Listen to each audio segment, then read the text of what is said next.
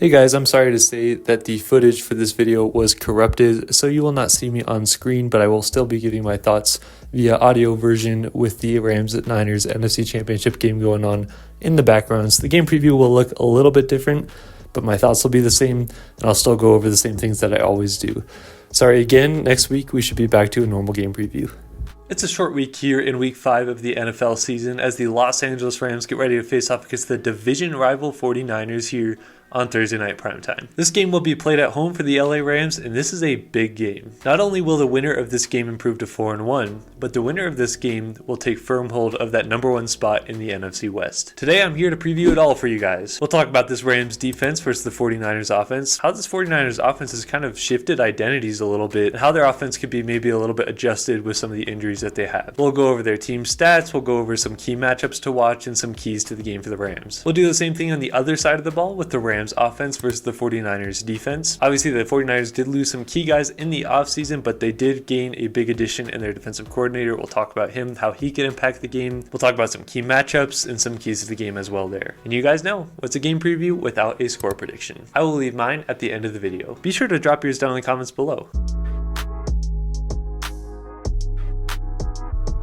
Alright, let's get started here with the Rams defense versus the 49ers offense. The 49ers offense is dealing with some injuries at this moment. Obviously, we know Brandon Ayuk is still out from that bad injury that he had last season, so we will not be seeing Brandon Ayuk. We will also not be seeing George Kittle this week, and he's been a guy who's actually really given the Rams a lot of problems over the years. Ricky Pearsall also may miss this game. This one's still up in the air at the moment, but there's a chance he misses this game, and that would actually be huge for the Rams. Ricky Pearsall has easily been their best receiver this season, and he's actually top 4 in receiving yards in the NFL this year. And without him, this 49ers offense is going to have to be looking for more answers. So definitely monitor that Ricky Pearsall situation closely. So in my opinion, this 49ers offensive identity has kind of shifted a little bit more than what we've been used to seeing from the 49ers over the years. So in the past, the 49ers have been known to be one of those physical offenses that loves to run the football, do those screen passes, use up all the clock, really wear you down throughout the game, and they've been really successful at it. I mean, it feels like no matter what running back was in the backfield for the 49ers,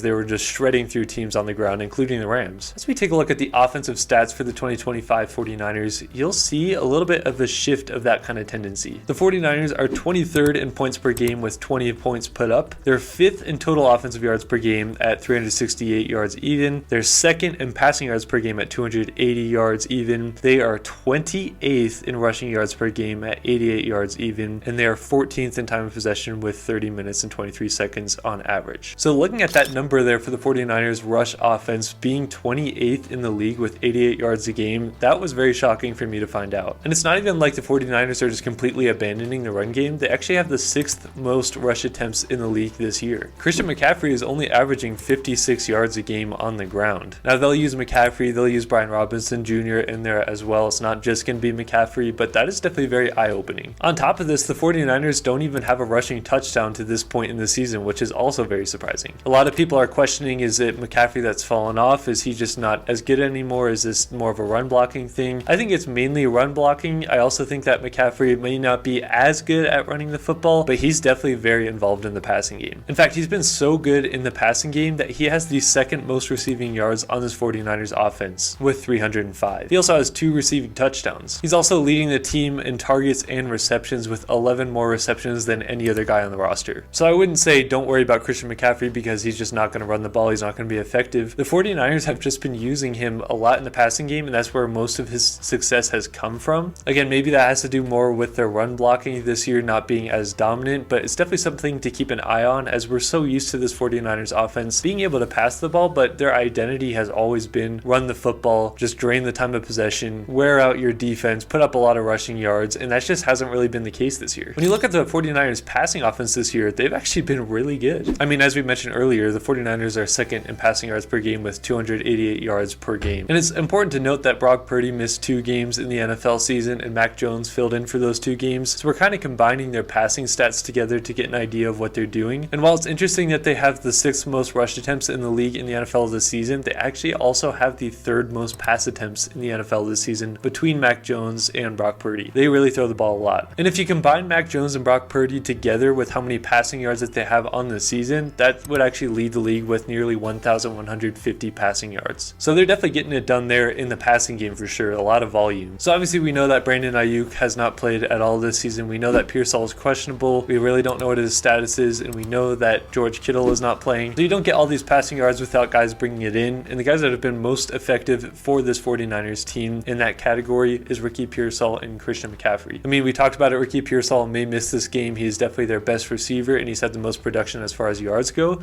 But McCaffrey really isn't that far behind him. And an interesting stat that I found here is when you look at just receiving yard leaders across the NFL this season, Ricky Pearsall is ranked number 4, and Christian McCaffrey is actually ranked number 8. So while you're not getting a lot of volume there in the run game from McCaffrey, you're getting a bunch of it in the passing game, and he's actually becoming more of a dangerous guy as a receiver than he is a running back at this moment. We've always known that Christian McCaffrey is a very good route runner, but they also use him in the screen game. They use him on end around kind of things. Like, he gets used everywhere, and he's gotten a lot of the targets so far. If Pearsall misses this game, does McCaffrey get even more targets than what he's getting right now? I'd be curious to see that. But it can't all just go through Christian McCaffrey. It's going to be other guys getting involved on this offense, especially in that wide receiver room. I look to Juwan Jennings, a guy who's really killed the Rams in prior years. Even last year, he had like 175 receiving yards in that first matchup, as well as 3 touchdowns. And he's just been a thorn in the Rams side for many years. I think a lot of that comes down to just his frame. He's a big receiver. Not a great matchup against these smaller corners. That proves to be the same for the Rams this year. So I'd be interested just to see how that matchup looks, especially not only him, but also Demarcus Robinson coming from the Rams, another big body kind of guy. I think some of the attention of this offense is going to go towards guys like that, because you can't just give it to McCaffrey all the time. It's also interesting to note if Brock Purdy does play this game, and he's trending towards doing it from last I saw, he already has 4 interceptions on the season, and he's only played in 2 games. He's going to give you opportunities, and he's going to throw it into some unfavorable windows at times. So I think the Rams got to keep their eyes open for those interceptions, especially when the 49ers have the 3rd most passing attempts in the NFL this season. You're going to have your opportunities to do so. When it comes to the keys of the game for this Rams defense versus the 49ers offense, I think it's going to be reading out those screens, reading out those dump off passes to McCaffrey, and all the ways that they're going to get him involved, and more so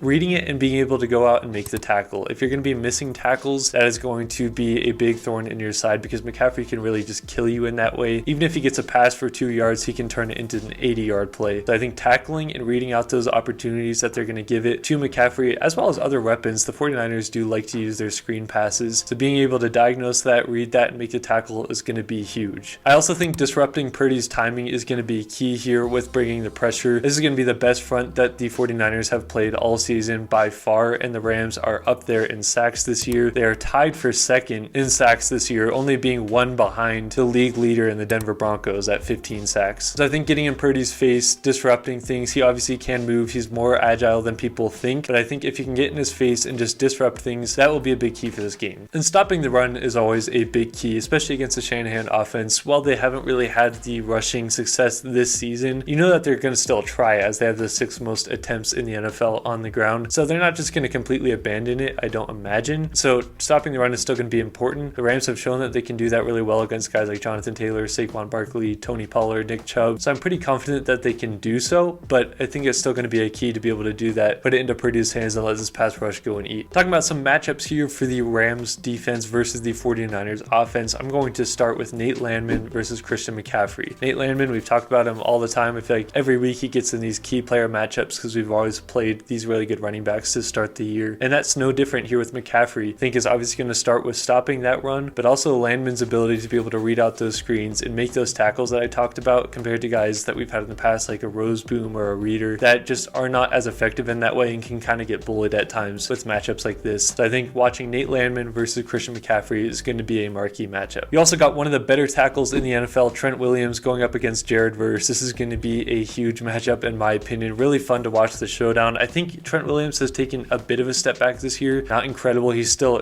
a crazy good player, but to watch that against Jared Verse, who is just continuing to get better and better, in the last couple weeks have been his better weeks in this season. I think this matchup is going to be really fun to watch. I'm also keeping my eyes on Emmanuel Forbes and Kobe Durant, as we are going up against, as I talked about earlier, Juwan Jennings and Demarcus Robinson, former Ram. Now in this matchup, I'm just assuming Ricky Pearsall doesn't play. It's still not confirmed yet, but the reason I highlighted these two guys here with Demarcus Robinson and Ricky Pearsall versus our corners is the same thing I talked about with the Colts last week, and same thing we saw against the Eagles. The Rams don't always do the best against the bigger body receivers, and Brock Purdy is one of those guys that will give his guys opportunities to make those those 50-50 catches. So Juwan Jennings and Demarcus Robinson, those bigger frames, are just going to be a lot harder of a cover for the Rams just based on their cornerback size. So to see how this matchup plays out is going to be interesting, because I definitely think that these receivers are going to have a couple of those opportunities in the game, have those 50-50 balls, and how are the Rams going to be able to handle those is my question. Okay, let's transition over to the Rams offense versus the 49ers defense. Obviously, the big storylines of this 49ers defense coming into this year is the fact that they lost Dre Greenlaw, really good linebacker, they lost a good cornerback in Charvarius Ward, and they lost Talanoa Hufanga, among others. And unfortunately, the 49ers did lose Nick Bosa to a gruesome injury for the rest of the season, so he's not going to see the field. But a big addition for the 49ers coming into the season was getting Robert Saleh back, a very good, in my opinion, a top 5 kind of defensive coordinator here for the 49ers. I was definitely disappointed when I saw he came back to them, just because he actually gets a lot out of players. Even if the roster doesn't always look the greatest, he seems to elevate the talent on the defensive side of the ball. They've got some key veterans on this defense. You obviously got guys like Fred Warner, Diamador Lenore, and you did have Nick Bosa before he got hurt. But the 49ers did make some key additions on the defensive line in the offseason and in the draft, with Alfred Collins and CJ West there, as well as grabbing Michael Williams there in the first round. So adding Robert Saleh back and improving your defensive line with some young guys for the future is definitely something to keep 49ers fans optimistic for sure. When you take a look at the stats for the 2025 49ers defense, they rank 7th in points allowed per game with 18.8. They rank 6th in total yards allowed per game with 280.5. They rank 6th in passing yards allowed per game with 165 even. They rank 17th in rushing yards allowed per game at 115.5. They rank 27th in sacks with 5 and 32nd in interceptions with 0. So you do have a lot of really good floor metrics here when you just look at the bare numbers there. You also got some areas where they're struggling, like sacks and like interceptions. And I don't think the 49ers have played a team like the Rams offense this year thus far. I'd probably argue that the Jaguars offense is the closest to this Rams offense, and I think that the Rams offense is a lot better than the Jaguars offense is. So in my opinion, this will be the 49ers' biggest test for their defense. Because when you look at the opponents that the 49ers have played, while they do have a good record, they've played the Saints, they've played the Seahawks, they've played the Cardinals, and they've played the Jaguars. Now obviously they handled themselves and they won those games except for the Jaguars game, but I still don't look at those teams and look at it the same way that I do this Rams offense. I'm really interested to see this Rams run game versus the 49ers defense, just because, especially against Jacksonville last week, we saw them struggling here. This is an area that they're trying to improve, and I'd argue that they're getting better and better. But last week, you definitely saw some mishaps there for the run defense against the Jaguars, not only on the inside runs, but also on the outside zone runs. Robert Saleh does like to play that wide 9 style kind of defense where you have those defensive ends lined up a little bit wider, and this has proven to be really good for the Rams in the past in their gap scheme and inside zone kind of runs that they like to do. But this year, they've mixed in more of those outside zone runs as well. They can do a little bit of both if they want to, and they've actually been one of the better run teams in the NFL and one of the better run blocking teams in the NFL. So I'm definitely interested to see if the 49ers can adjust and improve that run defense this week against the Rams, because even in the past with Robert Saleh, that's been something that the Rams can do a little bit better, is run the ball on this 49ers defense. And I'm honestly not too worried about this passing defense either for the 49ers. I know that they're not ranked too terribly low, but being that their pass rush just hasn't been as great as we've seen it in years past, and they're missing Nick Bosa, that's going to give a guy like Matthew Stafford a lot of time to be able to move around and just go through progressions. And while they do have some good cornerbacks in Diamador Lenore and even Upton Stout, who we'll talk about here shortly, you obviously got some superstars on offense with guys like Puka Nacua and with guys like Devontae Adams. So I would definitely say that this 49ers defense is a lot better coaching wise than they were even last year. But I would say that right now, in the position that they are as a younger kind of defense, that there's still some things to learn, and that there's definitely some weaknesses that the Rams can attack. So as far as some key matchups here for the Rams offense versus the 49ers defense, I'm going to start with Puka Nacua versus Upton Stout. I talked about him earlier. The 49ers added Upton Stout in this offseason. He's actually been a very good nickel cornerback for them, and he is a up-and-coming star in my eyes with what I've seen so far. To see him go up against what I'd argue as the best receiver in football right now in Puka Nacua, who plays a lot out of the slot, this is going to be a really fun matchup to watch. Both guys play very physical, which is really cool. I also got Kyren Williams versus Fred Warner. Fred Warner, best linebacker in the league, no doubt, not only against the run, but versus the pass. He's athletic, he's a team captain. He's like if you were to build a guy in the lab, this is how you would create a linebacker. Like I talked about earlier, I think the Rams run offense is going to have some success this week, but they're definitely going to have those plays which are going to be fun to watch with Kyren Williams versus a guy like Fred Warner, who's so quick to get to the point, to read out the play and make the tackle. So these two two guys are going to be really fun to watch. And lastly, I'm also curious to see Matthew Stafford versus Robert Saleh. I talked about it earlier. Robert Saleh, in my mind, is one of the better defensive coordinators in the league, and he's definitely made improvements to those 49ers defenses. To watch the chess match between these two is going to be very fascinating. Okay, some keys to the game here for the Rams offense versus the 49ers defense. I think it's just being willing to lean into that run game. I really want to see how this Rams run game can go up against this 49ers young defense. I think we can have some success there. And also a key is like being able to lean into that run game and let it open up the pass game. I think this could be one of those retro McVay games like the 2017, 2018, 2019, 2020 Rams that we saw with the run game to be able to set up the play action game, the rollouts, the boots, get the linebackers to creep up and take your shots when you have them. I think that's going to be another key for this game. Just let the run, set up the pass, do that kind of like classic McVay offense that we know and love. As far as my score prediction for this game, this is going to be my biggest margin of victory I've predicted for the Rams this year in a 27-17 win. I just think that the Rams are the better team right now. I think that they're not dealing with as many injuries as the 49ers are. I think that they've got better coaching for them right now. I just think the 49ers don't have enough going for them right now to beat this Rams team, and the Rams have gotten the monkey off their back over the last couple of years of actually being more of the bigger brother against the 49ers, and I think that they can do that again and make a big statement here on Thursday night primetime at SoFi Stadium to take hold of that #1 spot in the NFC West. What say you guys? Let me know in the comments below. If you guys could like this video and subscribe, I would appreciate it. As always though, I'm Rams House. You guys have a great day. Horns up and God bless.